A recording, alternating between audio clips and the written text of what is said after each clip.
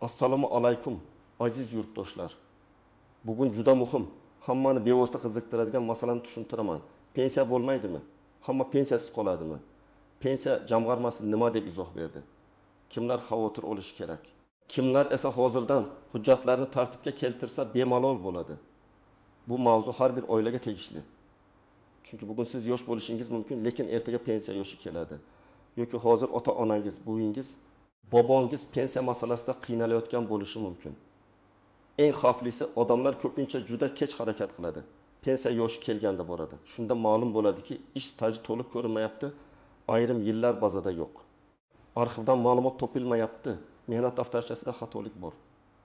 Shuning uchun bu videodagi ma'lumotni oxirigacha eshiting. Hozirning o'zida kanalga obuna bo'ling, videoga like bosing. Chunki bu ma'lumot sizga ham, yaqinlaringizga ham pul, vaqt va asarni tejab berishi mumkin. Avval oddiy tilda tushuntirib olaylik. Odamlar orasida endi pensiya bo'lmas ekan. Hamma pulni o'zi yig'ish kerak ekan. Davlat pensiyani to'lamas ekan degan gaplar yuribdi.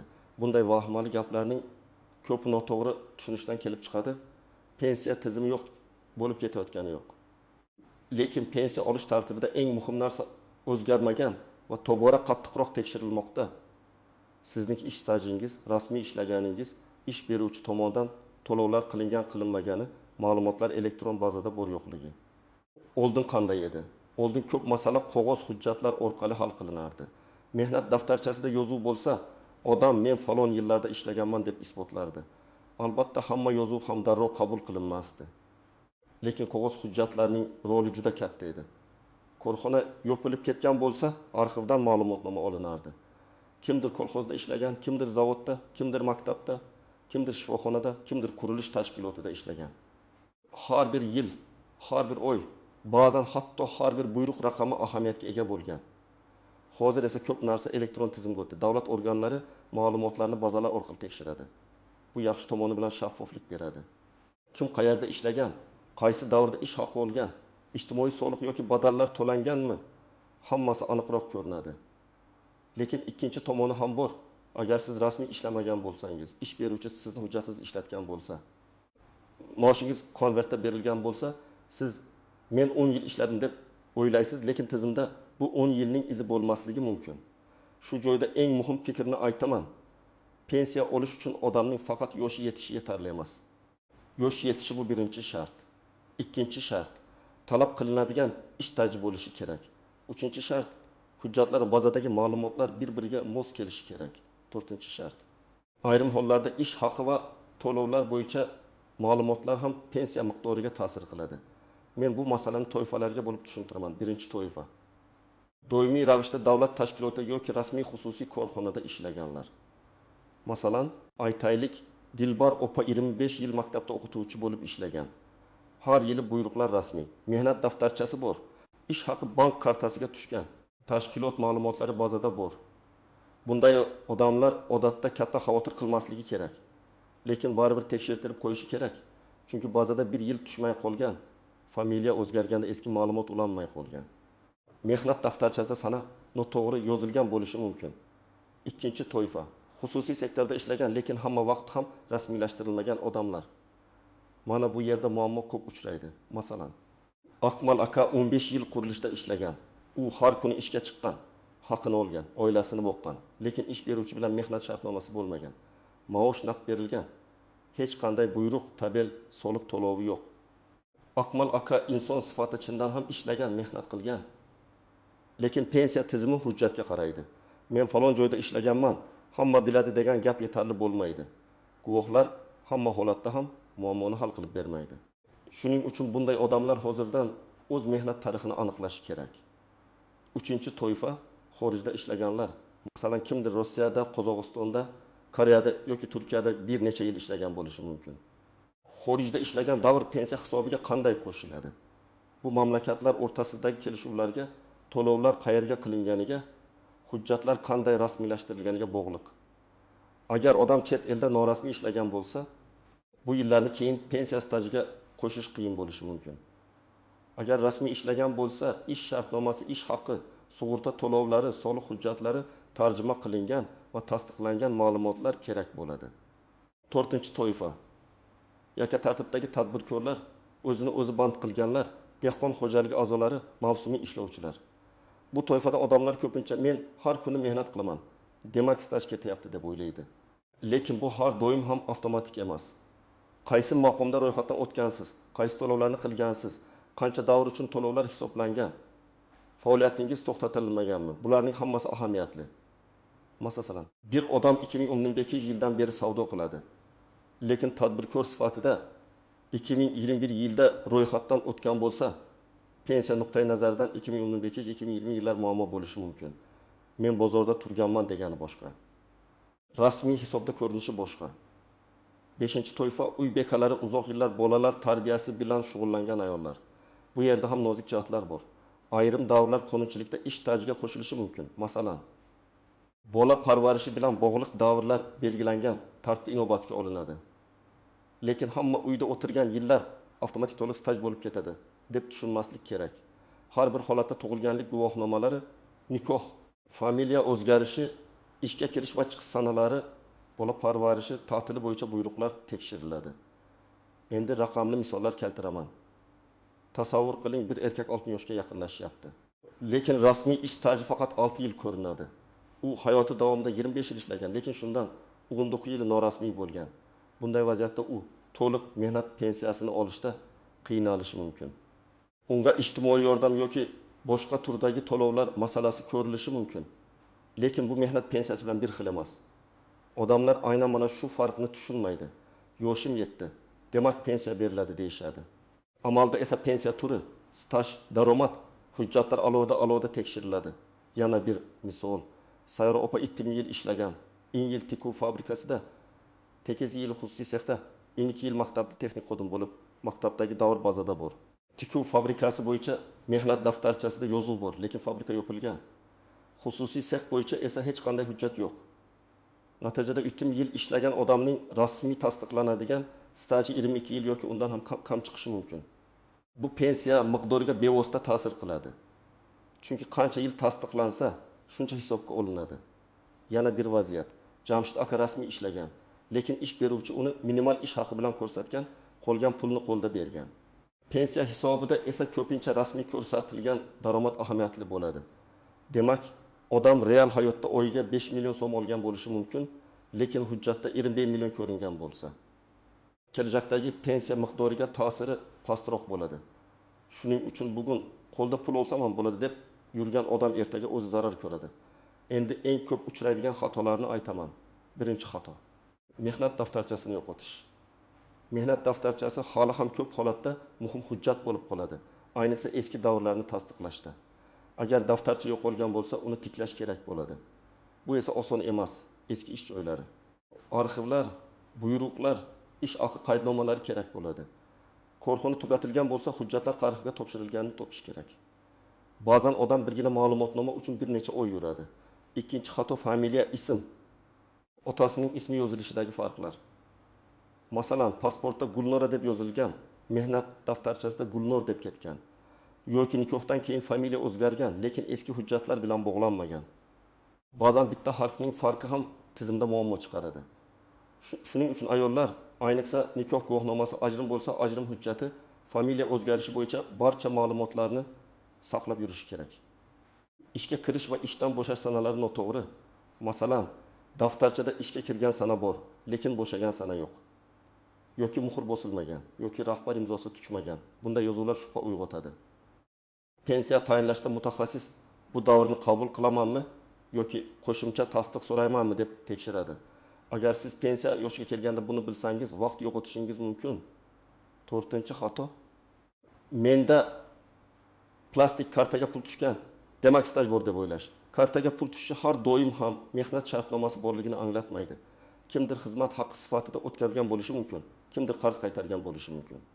Staj uchun mehnat munosabatlari, rasmiy ro'yxat, tegishli to'lovlar muhim. 5-nozik jihat: harbiy xizmat, o'qish, dekret, parvarish, nogironlik holatlari, boquvchisini yo'qotganlik, zararli yoki og'ir mehnat sharoitlari. Bularning har biri alohida tartibga ega. Masalan, ayrim kasblarda imtiyozli pensiya masalasi bo'lishi mumkin, lekin men og'ir ishlaganman degan umumiy gap yetmaydi. Ish joyi ro'yxatda bormi? Lavozim nomi to'g'ri yozilganmi? Zararli sharoit bo'yicha attestatsiya bo'lganmi? Qo'shimcha hujjatlar bormi? Hammasi tekshiriladi.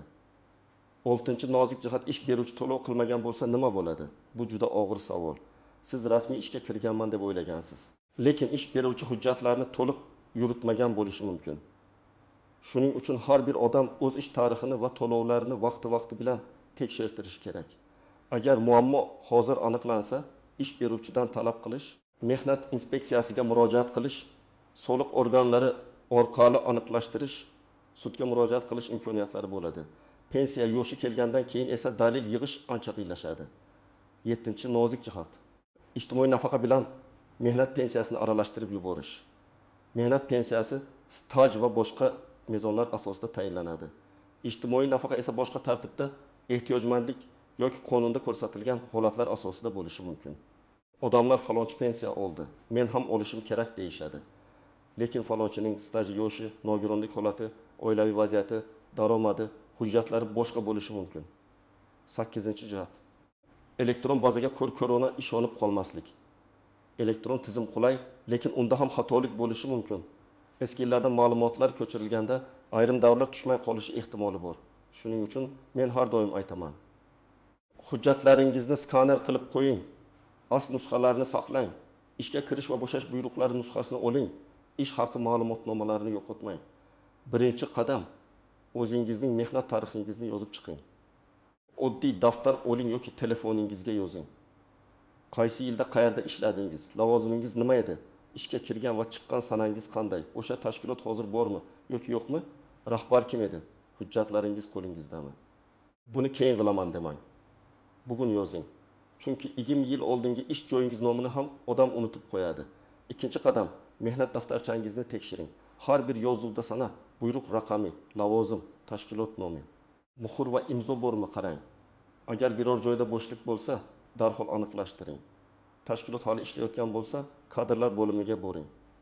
Mening mehnat daftarchamdagi falon yozuvni tasdiqlab berishingizni so'rayman deb ariza yozing. 3-qadam, elektron ma'lumotlaringizni tekshirtiring. Pensiya jamg'armasi bo'limiga. Davlat xizmatlari markaziga yoki tegishli elektron xizmatlar orqali o'zingiz haqingizdagi ma'lumotlarni ko'rishga harakat qiling.